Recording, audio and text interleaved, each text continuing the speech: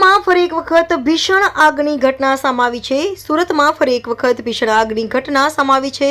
સચિન વિસ્તારમાં બે મોટી કંપનીમાં આગ લાગતા કરોડોનો માલ સામાન બળીને ખાખ થઈ ગયો.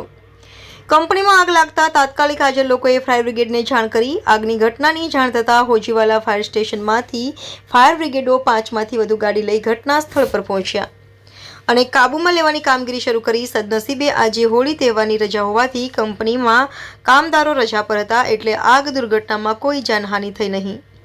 સચિન વિસ્તારમાં પાર્થ પ્લાસ્ટિક અને પ્લેટિનિયમ કાપડની કંપનીમાં આગની ઘટના બની. પહેલા ડીજીવીસીએલની ડીપીમાં બ્લાસ્ટ થતાં કંપનીમાં આગ લાગી હતી. ડીજીવીસીએલ કંપનીમાં યાર્નનો જથ્થો હોવાથી આગે વિકરાળ સ્વરૂપ ધારણ કર્યું. પ્લેટિનિયમ ઇન્ટરનેશનલ કંપનીમાં કાપડના જથ્થાને કારણે આગ બેકાબૂ બની અને બાજુની પાર્થ પ્લાસ્ટિક કંપનીમાં પણ ફેલાઈ ગઈ. આગ બેકાબૂ થતાં પ્લાસ્ટિકની કંપની પણ આગના ભરડામાં આવી.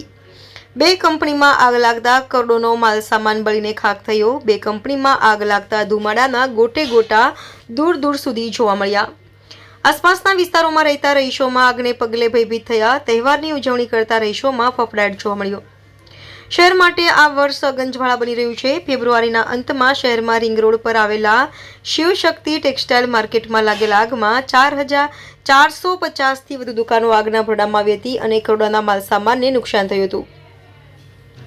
એ પહેલા જાન્યુઆરીના અંતમાં કાગળ કાપડના ભંગારમાં ગોડાઉનમાં આગ લાગવાની દુર્ઘટના બની હતી અને તે અગાઉ 2024ના વર્ષના છેલ્લા દિવસે હજીરા વિસ્તારમાં ANNS કંપનીમાં આગની દુર્ઘટનાનો બનાવ બન્યો હતો, જેમાં 4ના મોત નીપજ્યા હતા અને નવેમ્બર 2024માં સિટીલાઇટના શિવપૂજા કોમ્પ્લેક્સમાં ચોથા માળે આગની દુર્ઘટનામાં 2 મહિલાના મોત થયા હતા અને આ ઘટનામાં શિવપૂજા કોમ્પ્લેક્સમાં ચોથા માળે આવેલ જીમની અંદર ગેરકાયદેસર સ્પા ચાલતો હોવાનો ઘટસ્ફોટ થયો હતો.